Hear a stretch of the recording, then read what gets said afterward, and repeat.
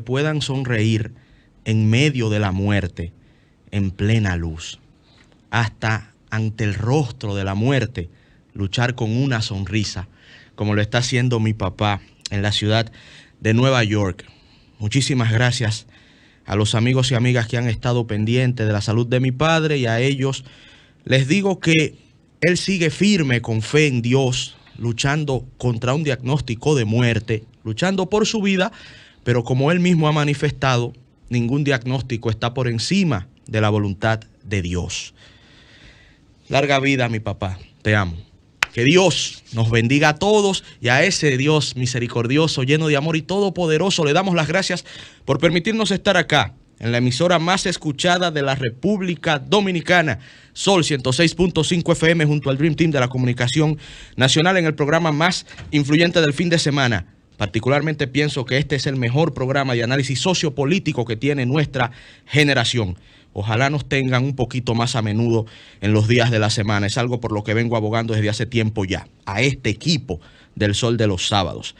Miren, en el año de 1648 se firmó lo que se conoce como la Paz de Westfalia. Fue el final de conflictos suscitados a raíz de la reforma luterana, que sumergió en crisis a los estados europeos y que como consecuencia final tuvo el advenimiento del Estado-Nación como elemento político fundamental en la vida de los pueblos. Luego de definirse el Estado-Nación, las sociedades empezaron a enmarcar sus intereses en torno a lo que le convenía a ese conglomerado humano que estaba dentro de los límites del Estado y a los cuales el Estado les respondía. Esto pudiera verse en algún momento en contraposición con el ideal de que todos los hombres y mujeres del planeta somos hermanas y hermanos. Esto pudiera verse en algún momento como una contraposición a esa comunidad mundial que muchos anhelamos, en donde no hayan fronteras, en donde no hayan barreras, en donde verdaderamente, como decía Schiller en su poema, podamos tratarnos como hermanos. Pudiera verse en contraposición. Pero en lo que llega a ese mundo utópico, a lo Tomás Moro, ¿no? En lo que llegamos a ese gran ideal de una verdadera confraternidad global de la raza humana y que nos veamos como un todo, hasta que lleguemos ahí, debemos jugar en las reglas que han impuesto los poderosos, las reglas del Estado-Nación. Y debemos hacer todo lo posible por preservar este Estado, nuestro Estado, el Estado dominicano, el instrumento político que ha construido a sangre y fuego el pueblo dominicano, con sus instituciones, con su cultura como pueblo y como sociedad, con sus leyes, con sus reglas, con sus virtudes y sus defectos. Pero hay que protegerla porque es el pequeño espacio que hemos podido construir dentro de la comunidad global para poder luchar por nuestro bienestar y por nuestra felicidad. Y eso está en juego. Eso está en juego en este momento. Por una crisis que no la creamos nosotros. Por una crisis de la cual no somos responsables nosotros. Una crisis que está cruzando la frontera en el estado que lamentablemente es el más pobre del hemisferio occidental.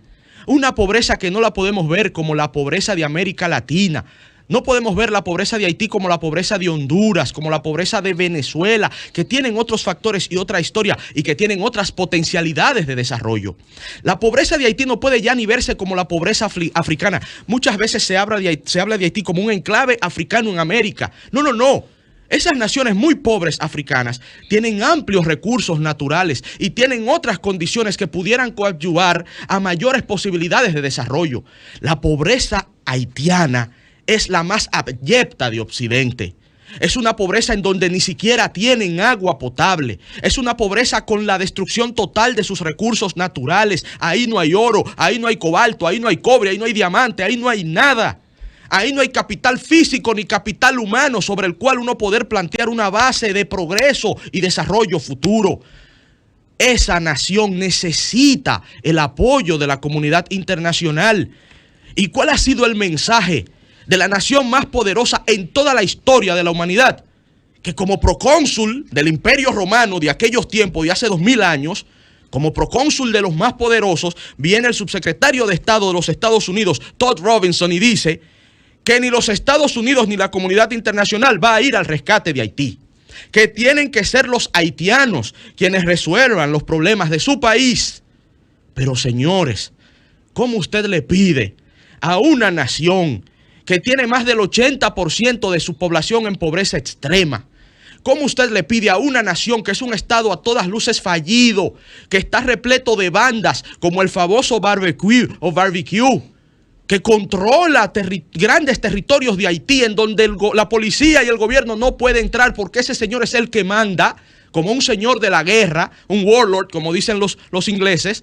Ese señor es el que manda ahí. Ahí no hay Estado, el Congreso no funciona. Recuerden que la Corte de Casación no funciona porque está descabezada también. El presidente lo asesinaron hace unos meses. El primer ministro está siendo cuestionado porque no tiene, por un lado, no tiene poder real, y por otro, muchos lo acusan de ser parte de la urdidumbre del asesinato del presidente Jovenel Moïse. ¿Cómo puede ese país levantarse con sus propios pies sin la ayuda internacional?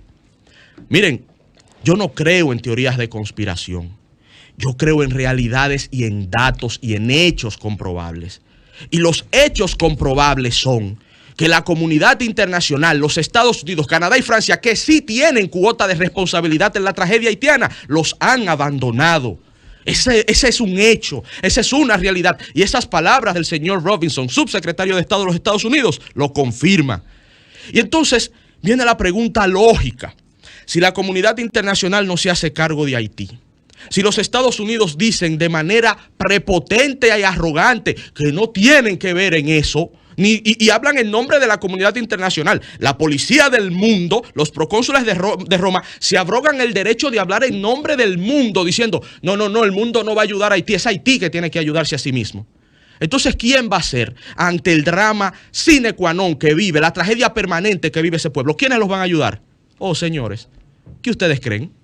El MASPE, la CHU, la República Dominicana. ¿A dónde están yendo de manera masiva? A la República Dominicana. ¿O ustedes creen que la OEA, la Organización de Estados Americanos, se va a encargar de Haití? Ni siquiera tenían en agenda el problema haitiano, señores. Ni el nicaragüense tampoco, eso me llamó la atención. Pero ni siquiera eso lo tenían en agenda. Y la ONU, que por cierto, yo he preguntado en otros comentarios con mayores argumentos, hablando de la OEA, yo he preguntado para qué sirve la OEA. Todavía me lo pregunto. Y la Organización de Naciones Unidas, que fue la que envió la MINUSTAH, que desde el 2004 al 2017, y luego de gastar más de 7.300 millones de dólares, lo único que dejaron fue cólera y niñas embarazadas violadas por agentes de ese contingente de seguridad. ¿Qué va a hacer y qué está haciendo la ONU para ayudar a Haití? El señor Robinson respondió de manera sucinta y de forma velada. Él respondió, no estamos haciendo ni haremos nada que resuelva la República Dominicana. Lo que yo veo es, y creo que está quedando cada vez más claro, y que no debe a nosotros dejarnos dudas, de que los Estados Unidos de América quieren que la República Dominicana cargue con Haití.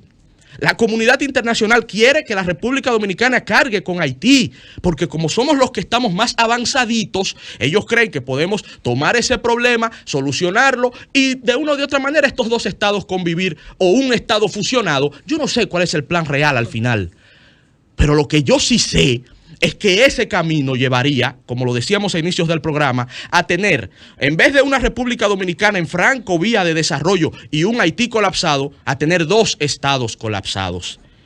Porque, ¿cómo ustedes, y con esto voy culminando, cómo ustedes creen que podemos leer el hecho que comentaba Roselvis, de esos nacimientos que Salud Pública le ha entregado al país, los datos, de que del 2018 al 2021 aumentaron de 14.000 niños nacidos de madres haitianas a una proyección de 36.000 a final de años, y que los nacimientos de madres dominicanas se han reducido en ese periodo de tiempo de apenas 4 años de 102.000 en el 2018 a una proyección de 75.000 al final del 2021, con una proporción de más de un 35% de nacimientos totales de madres haitianas. ¿Cómo podemos leer eso? Yo le dejo a ustedes la pregunta. ¿Cómo podemos vislumbrar el futuro de nuestro pueblo con esta tendencia? ¿O eso es lo que ustedes quieren para el futuro de sus hijos y sus nietos? ¿Esa es la patria que ustedes ven para mañana? ese cambio cultural, ese cambio institucional que representaría, ese cambio económico, ese cambio en nuestras creencias, inclusive en Dios, que sería distinto todo, sería otro pueblo, y yo no sé si se llamaría pueblo dominicano. Ese es el camino que ustedes quieren para el futuro de nuestro país. Ese no es el que yo deseo. Y por eso les pido a ustedes que analicemos con frialdad este problema único en América y en el mundo. Y que pensemos en lo que más le conviene a nuestro pueblo, respetando los derechos humanos, respetando las instituciones, respetando las leyes, pero respetando también el derecho sagrado del pueblo dominicano a vivir en libertad y bajo sus propios preceptos, sin tener que aceptar la imposición de tipos en el extranjero que no tienen idea de lo que aquí estamos viviendo. Son dos caminos sencillos que se van planteando, y con esto culmino. El camino primero es el camino de la unidad nacional.